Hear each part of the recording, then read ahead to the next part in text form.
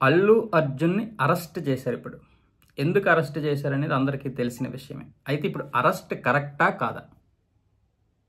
Arrest వల్ల అల్లు అర్జున్ని arrest చేయడం రాజకీయ కుట్రకోణం ఉందా, లేకపోతే ప్రభుత్వం తన పని తాను చేసుకుపోయిందా, చట్టం తన పని తాను చేసుకుపోయిందా అన్నది ఇప్పుడు మనం విశ్లేషించుకోవాలి. నిజానికి అల్లు అర్జున్ ప్రతి సినిమాకి కూడా తన ప్రతి సినిమా విడుదలైనప్పుడు సంధ్యా థియేటర్కి వచ్చి బెనిఫిట్ షో అయితే చూస్తారు. అది గంగోత్రి సినిమా నుంచి ఆయనకున్న అలవాటు అంట. ఆయన న్యాయవాది నిరంజన్ రెడ్డి కూడా ఇదే వాదించారు కోర్టులో. అయితే పుష్ప 2 సినిమా భారీ అంచనాలతో విడుదల అవ్విందా, లేకపోతే భారీ అంచనాలతో విడుదల చేశారా, భారీ అంచనాలను క్రియేట్ చేశారా? నిజానికి పుష్ప పార్ట్ 1 ఇంత సినిమా సక్సెస్ అవుద్దని చాలామంది అనుకోలేదు. అప్పుడు రాజమౌళి గారికి సుకుమార్ గారు ఫోన్ చేయడం, మేము ఇలాగ పాన్ ఇండియా లెవెల్లో విడుదల చేయాలనుకుంటున్నాం, పర్వాలేదా, చేయొచ్చా, చేయడానికి ఏమేమి క్వాలిటీస్ ఉండాలంటే ఏమీ లేదండి, తెలుగులో రిలీజ్ చేస్తే తెలుగు డబ్బింగ్ చెప్తాం, తెలుగులో మనం చెప్పుకుంటాం స్ట్రైట్గా, ఇతర భాషల్లో చేయాలంటే కేవలం డబ్బింగ్ చెప్తే చాలు, అంతకుమించి చేయాల్సిన అవసరం ఏం లేదు, మీరు థియేటర్ మీకు ఎలాగో ఇస్తారు కదా అన్నారంట. దాంతో ఆయన ఇచ్చినటువంటి బూస్టింగ్తో మొత్తం పుష్పాని కూడా పాన్ ఇండియా లెవెల్లో రిలీజ్ చేయడం జరిగింది. జనాలు కూడా పుష్ప 2ని అన్ఎక్స్పెక్టెడ్గా చూడడం వల్ల ఆ క్యారెక్టరైజేషన్ నార్త్ ఇండియాకి కూడా బాగా నచ్చింది. నిజం చెప్పాలంటే నార్త్ ఇండియన్ పీపుల్ అలాంటి క్యారెక్టరైజేషన్ని ఇష్టపడతారు. అందుకే పుష్ప 1 అంత సూపర్ డూపర్ హిట్ అయింది. ఇప్పుడు ఆ జోస్తో పుష్ప 2ని అయితే నిర్మించడం జరిగింది.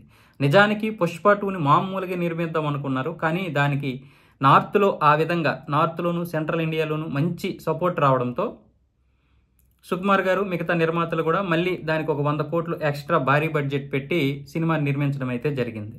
దాన్ని ఏ విధంగా నిర్మించాలనుకున్నారు, అది ప్రతి రోజుకి లేకపోతే నెలకి దాని బడ్జెట్ పెరిగిపోతుండడమే కాకుండా దానిపై అంచనాలు కూడా పెంచారు. అంచనాలు విపరీతంగా పెంచారు, ఒక బజ్ క్రియేట్ చేశారు. చివరికి విడుదలవుతున్న సమయంలో మళ్ళీ అల్లు అర్జున్ ఇటు వైసీపీ ఎమ్మెల్యేకి సపోర్ట్గా వెళ్ళడం, మళ్ళీ అదంతా పెద్ద రాద్ధాంతం అయిపోయింది. పవన్ కళ్యాణ్ ఇటువైపు ప్రజల కోసం పోరాడుతుంటే వైసీపీని ఎలాగైనా గద్దె దించాలని చేస్తున్నటువంటి పరిస్థితుల్లో, కేవలం రాజకీయ ప్రయోజనాల కోసం కాదు, రాష్ట్రం సర్వనాశనం అయిపోతున్నటువంటి పరిస్థితుల్లో మీ ఇంట్లో ఒక వ్యక్తి పోరాడుతుంటే మళ్ళీ మీరు ఆ వ్యక్తికి ఆపోజిట్గా పనిచేసినటువంటి వ్యక్తిని మళ్ళీ మీరు గెలిపించడానికి ఏ విధంగా వెళ్తారని మెగా అభిమానులు అయితే ఫైర్ అయ్యారు అల్లు అర్జున్ పైన. ఏదైనా సరే నేను నా భార్య చెప్పిన మాట వింటాను అన్న విధంగా అయితే అల్లు అర్జున్ మళ్ళీ వేరొక స్టేజ్ మీద కూడా చెప్పాడు, నాకు నచ్చితే నేను ఎక్కడికైనా వెళ్తానని.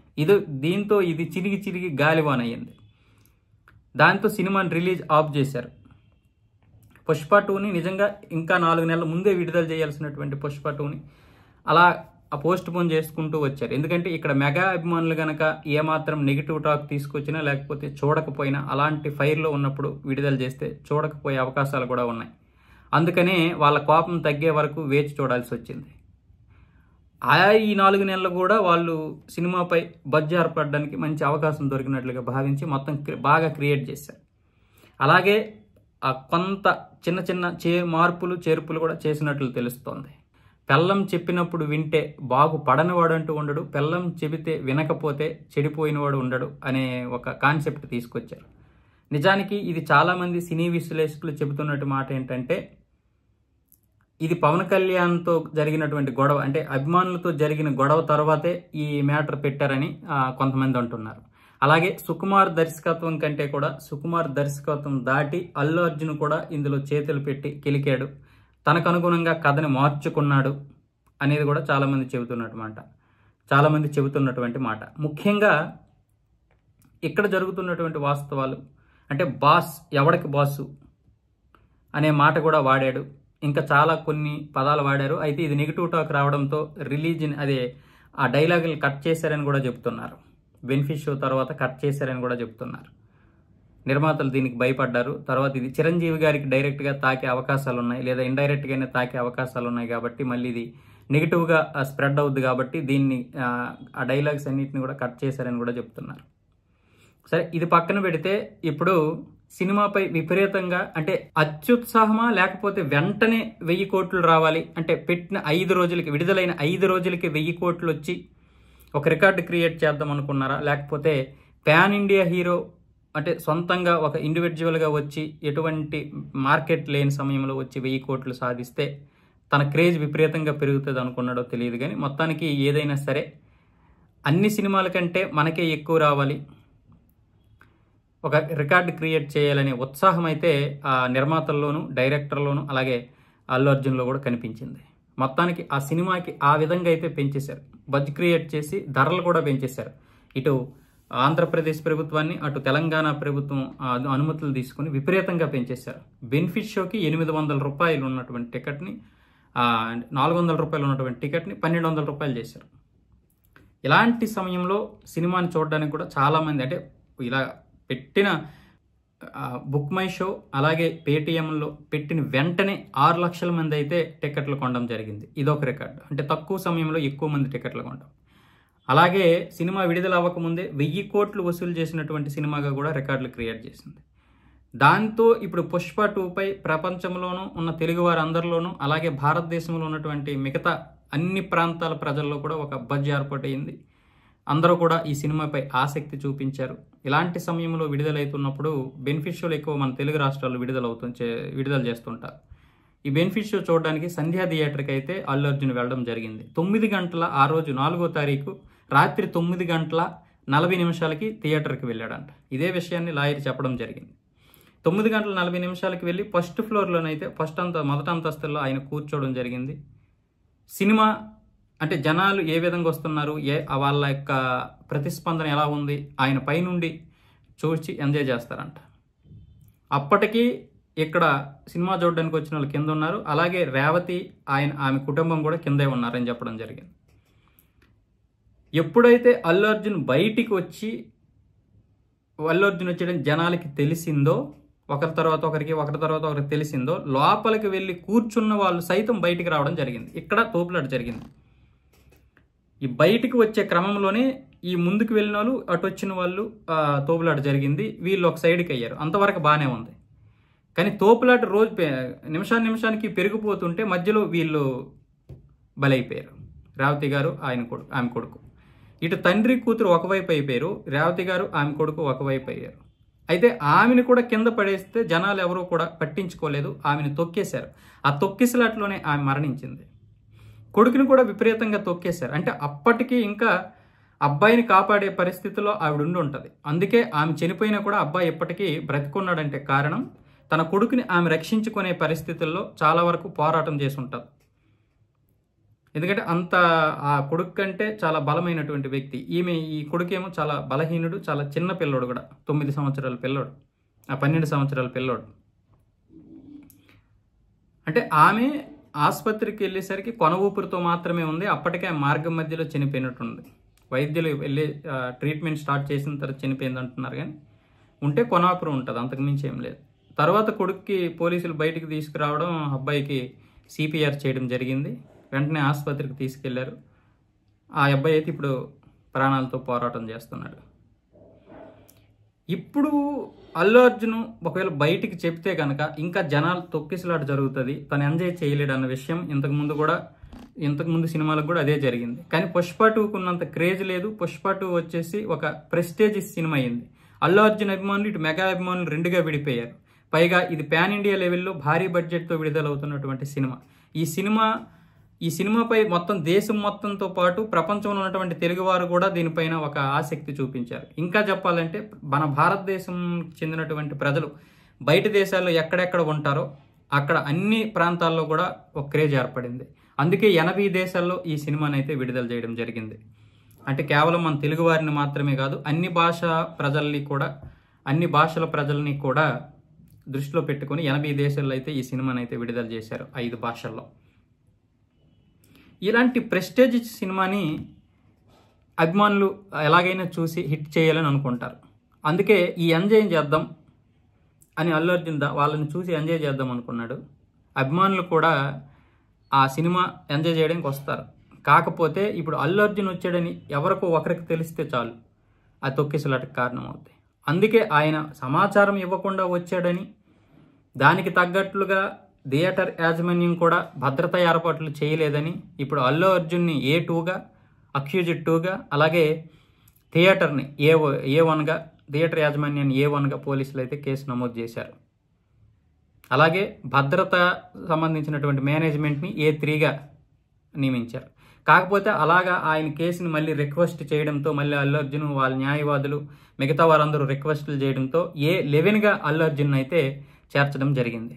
A11గా చేర్చిన తర్వాత అంటే పోలీసులు కేసు అన్నీ అయిపోయిన తర్వాత 2 రోజులకు గడిచిన 24 గంటల తర్వాత అల్లు అర్జున్ అయితే స్పందించడం జరిగింది.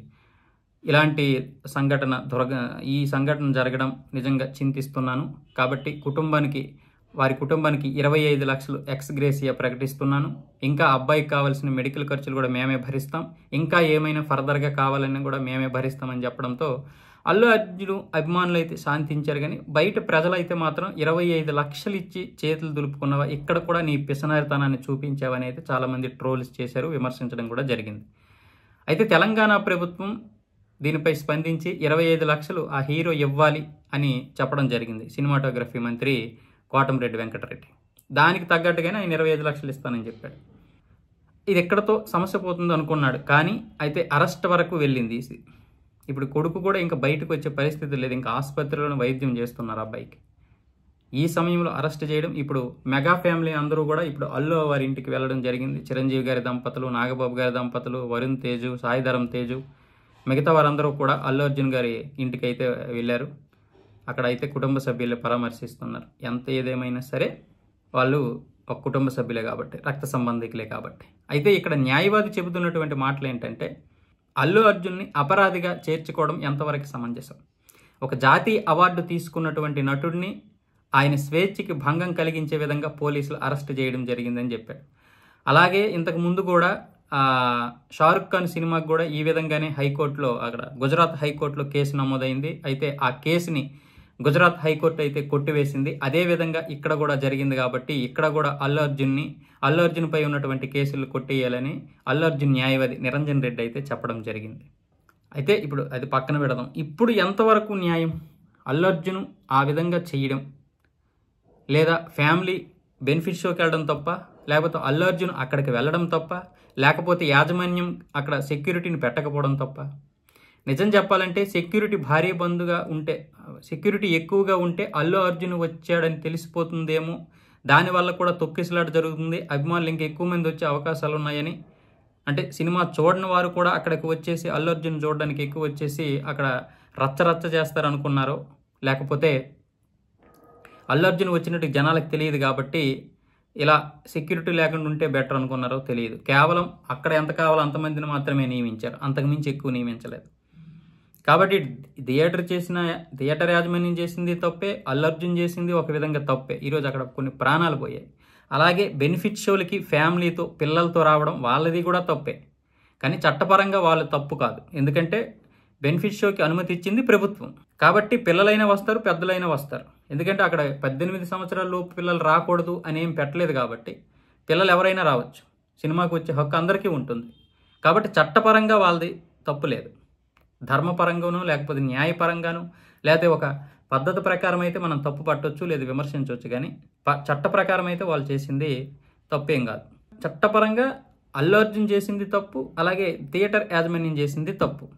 ఇంతకుముందు సినిమాల లెక్క వేరు కదా, ఈ సినిమా వేరు కదా. ఈ సినిమాకి మీరు ఇంతకుముందు సినిమాలకు ఉన్నంత ధరలు పెట్టారా? ఇంతకుముందు ఉన్నంత సినిమాకి ఉన్నటువంటి క్యూరియాసిటీ మాత్రమే ఈ సినిమాకు ఉందా? అంతకంటే ఎక్కువ ఉంది కదా. అత్యుత్సాహం, అతి కోపం మనకే శత్రువులుగా మారిపోతాయి. ఉత్సాహం ఉండొచ్చు కానీ అత్యుత్సాహం ఉండకూడదు. పుష్ప 2కి జరిగింది అదే. ఈ మాటలంటే ఇప్పుడు పుష్ప 2 కలెక్షన్లు తగ్గించడానికి అందరూ కూడా కక్షగట్టి యూట్యూబ్లో వీడియోలు చేస్తున్నారని చెప్పడం, అలాగే మెగా అభిమానులే వీళ్ళందరూ కూడా ఇలా ఈ విధంగా నెగిటివ్ స్ప్రెడ్ చేస్తున్నారని చెప్పడం జరుగుతుంది. కానీ నిజానికి పుష్ప 2కి అత్యుత్సాహం అయితే చూపించారు. అలాగే కోపం, మన కోపం మనకు ఒక్కోసారి శత్రువు అవుతుంది. ఇక్కడ కోపం ఎవరికీ లేదు కానీ పుష్ప 2కి అత్యుత్సాహం. మోహన్ బాబు గారు అతి కోపం, దానివల్లే ఆయన ఈరోజు మీడియా వారిని కొట్టడం జరిగింది. ఇప్పుడు ఆయన కేసులు ఎదుర్కోవడం జరుగుతుంది. కాబట్టి ఇకనైనా సరే బెనిఫిట్ షోలు అంటే ఇప్పుడు ప్రభుత్వాలు అయితే రద్దు చేశాయి బెనిఫిట్ షోలు వేయకుండా, అది మనం తెచ్చుకున్నటువంటి తప్పు వల్ల. కానీ నిజానికి బెనిఫిట్ షోలు వేయకుండా ఉంటే మంచిది. కాకపోతే మన దగ్గర అభిమానులు ఎక్కువ ఉంటారు కాబట్టి, వ్యక్తి పూజ ఎక్కువ కాబట్టి బెనిఫిట్ షోలు వేశారు. కానీ పిల్లల్ని తీసుకురాకూడదని ఒక నియమమైనా పెట్టాలి కదా. బెనిఫిషియల్కి రాత్రి 1 గంటకి 12 అప్పుడు ఎలా వస్తారు? అన్ని తప్పులు మన వైపు ఉన్నాయి. చట్టపరంగా వాళ్ళు తప్పులు చేశారు. ఇప్పుడు 14 రోజులు అల్లు అర్జున్కి అయితే రిమాండ్ విధించారు. 14 రోజుల తర్వాత కేసుని వింటారు. ఈ వీడియోపై మీ యొక్క అభిప్రాయం ఏంటో కింద కామెంట్ రూపంలో తెలియజేయండి.